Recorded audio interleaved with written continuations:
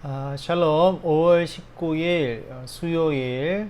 오늘은 석가탄신일입니다. 아마 석가탄신일과 성탄절, 크리스마스가 동시에 국경일로 이렇게 되어 있는 나라는 전 세계에서 아마 그렇게 많지 않을 거고 매우 드물 건데, 우리나라가 그런 나라입니다. 오늘은 마가복음 11장 12절부터 14절, 그리고 잠깐 건너뛰어서 20절부터 25절까지의 말씀을 함께 나누겠습니다. 내일은 15절부터 19절까지의 말씀을 또 같이 나누겠습니다. 예수님께서 예루살렘에서의 마지막 한 주간은 안식일 다음 날, 즉 우리 지금으로 따지면 일요일에 예루살렘 성으로 어린 아기를 타고 입성하심으로 시작이 되었습니다. 그리고 베다니에서 주로 머무시면서 이제 목요일 날 저녁에 겟세마네 동산에서 잡히시고, 금요일 날 오전에 골고다 언덕에서 돌아가시죠. 십자가에 달리셔서. 그리고 안식일 다음 날 지금으로 따지면 일요일 주일 새벽에 이제 부활하시게 됩니다.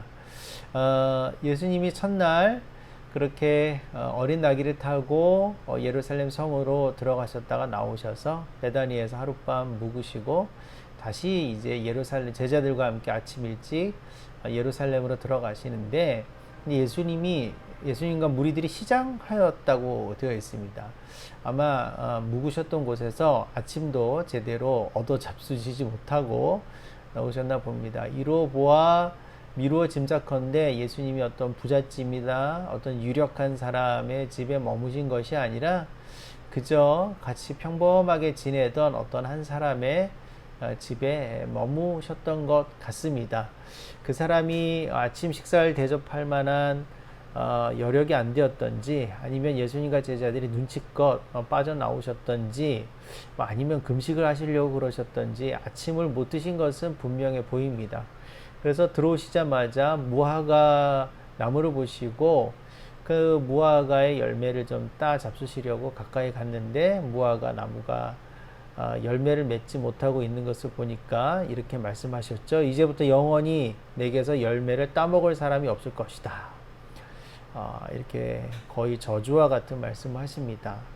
그런데 그 무화과 나무의 입장에서 보면 무척이나 억울한 입장입니다. 왜냐하면 그때는 열매를 맺을 때가 아니기 때문입니다.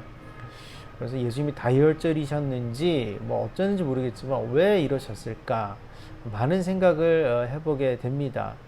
그것은 제가 오늘 말씀을 통해서 묵상하는 것은 아마 때의 급함, 임박함에 대해서 우리에게 알리시고자 그렇게 하신 것이 아닌가, 그렇게 생각해 봅니다. 우리가 계획하고 우리가 짜놓은 시간표들이 있습니다. 또 자연의 섭리대로 흘러가는 시간 속에서 그때가 되면 또 이루어질 것들에 대해서 우리가 자연스럽게 예상하고 그것에 맞춰서 우리의 타임테이블을 움직여 나갑니다. 가령 봄에는 씨앗을 뿌려야 되고 가을엔 열매를 맺어야 되고요. 또 연초에 할 것이 있고 또 연말에 해야 될 것이 있고, 이런 것들을 우리가 루틴하게 다 짜놓지 않습니까? 그리고 어떤 흐름을 봐서 내년쯤에는, 5년 뒤에는, 10년 뒤에는 어떤 일들이 일어날 것이다 라고 예상하면서 그것을 그 예상대로 진행되어져 나가게 하기 위해서 우리가 또 부단히 국가적으로도 그렇고 개인적으로도 그렇고 그런 노력들을 굉장히 많이 하면서 삽니다. 그러나 그것은 사람이 정해놓은 때이고요. 성경은 분명히 때야기하니 우리에게 있는 것이 아니라 하나님께 있다고 하였습니다. 우리가 아무리 그렇게 정해놓고 나중에 일어날 일이라 생각할지라도 하나님 보시기에 지금 당장 그 일들이 이루어나야 되고 그 열매들이 맺혀져야 한다면 그렇게 되는 것이 사실은 맞는 것입니다. 우리가 하나님의 때와 기한에 대해서 다 이해하지 못하고 다 우리가 헤아릴 수 없다 할지라도 믿어야 하는 것은 분명한 것이잖아요. 자, 우리가 그렇게 살아가면서 미래에 대해서 많은 생각과 걱정들을 하는데, 그런 일들 속에서 우리가 세상이 많이 급변할 것을 예상을 했습니다. 그러나 우리가 생각했던 것보다 훨씬 더 빨리 그 일들이 앞당겨졌죠. 뭐 때문에요? 코로나 때문에 그런 것 아니겠습니까? 우리가 전혀 예상하지 못했던 변수가 발생하였고 그 변수는 상수가 되어 버렸습니다. 이런 일들이 사실 우리의 삶과 역사 속에 비일비재합니다. 때와 기한은 하나님께 있는 것입니다. 하나님께서 지금 열매 맺어야 된다라고 하시면 우리가 열매 맺어야 되는 거예요. 즉 무엇입니까? 깨어 있어야 하는 것이고 늘 준비해야 함을 예수님께서 오늘 우리에게 말씀하신 것이 아닌가, 그렇게 오늘 말씀을 통해서 묵상해 봅니다. 그 이튿날, 그러니까 화요일이죠. 아침에 다시 예루살렘 성으로 들어가서 보니까 제자들이 놀랐습니다. 왜냐하면 어저께 예수님 말씀하신 대로 그 무화과 나무가 뿌리채 말라버렸기 때문입니다. 제자들과 베드로가 예수님께 저 나무가 정말 말랐네요 하면서 놀라워합니다. 제자들은 두 가지로 놀랐을 것입니다. 하나는 그렇게 말라버린 그 사실에 대해서도 놀랬지만 어떻게 예수님이 그렇게 하시니까 말씀하시니까 정말 그런 일들이 일어날까에 대해서 굉장히 의아해하고 있는 거죠. 그때 예수님께서 기도에 대해서 말씀하십니다. 기도의 능력에 대해서 말씀하시죠. 너희가 기도하면서 구하는 것은 무엇이든지 이미 그것을 받은 줄로 믿어라. 그리하면 그대로 이루어질 것이다. 아멘이 정말 절로 나오는 말씀입니다. 그런데 예수님께서 이렇게 한 말씀 덧붙이시기를 잊지 않으십니다.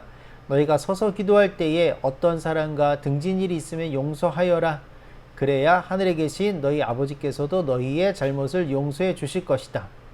위로는 하나님께 믿음으로 기도하되 옆으로는 형제자매 이웃들과 샬롬의 관계를 만들어야 함을 예수님께서 우리에게 말씀해 주십니다. 마치 주기도문에 우리가 우리에게 죄 지은 사람을 용서하여 준 것 같이 우리의 죄를 용서하여 주시고 라는 그러한 예수님의 말씀이 있는 것처럼 말씀입니다. 깨어서 소망과 믿음으로 하나님의 때를 바라보며 늘 열매 맺을 준비를 하는 우리가 되기를 오늘 아침에 함께 소망해 봅니다. 그리고 믿고 간구합시다. 주님께서 그 믿음의 간구에 응답하여 주실 것입니다. 그러나 내가 맺은 관계 속에서 샬롬이 온전치 못하다면 이제 그 자리에서 우리가 일어나서 구체적으로 움직여야 할 것입니다. 찾아가서 용서를 구하고 용서함으로써 화해의 열매를 맺는 그러한 우리가 되기를 함께 소망해 봅니다. 오늘도 주님께서 우리와 함께 하십니다. 샬롬.